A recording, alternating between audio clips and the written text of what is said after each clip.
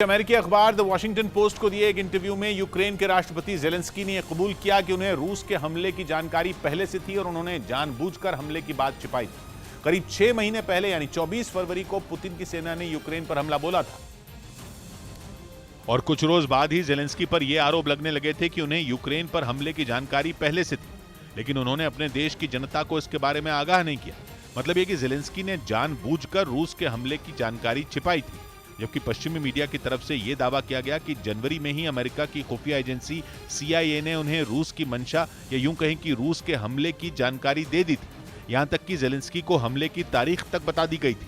मतलब यह कि अमेरिका ने यूक्रेन पर रूस के हमले की सटीक भविष्यवाणी जंग शुरू होने से करीब 1 महीने पहले ही कर दी थी। बाकायदा जेलेंस्की को आगाह भी किया गया था, लेकिन आरोप है कि इसके बाद भी उन्होंने अपने देश के लोगों को इसकी जानकारी नहीं दी, जिसकी कीमत यूक्रेन के लोगों को जान देकर चुकानी पड़ी। हालांकि अब जेलेंस्की ने स्टॉक मार्केट में सरस्वती को ले जाने वाले लक्ष्मी को ले आते हैं, लक्ष्मी को ले जाने वाले सरस्वती ले आते हैं।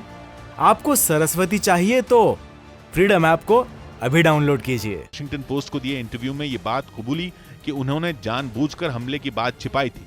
इसके पीछे उन्होंने दलील दी कि अगर वो हमले की जानकारी सार्वजनिक कर देते तो पूरे देश में दहशत का माहौल बन जाता और यूक्रेन के शहरों में भगदड़ मच जाती।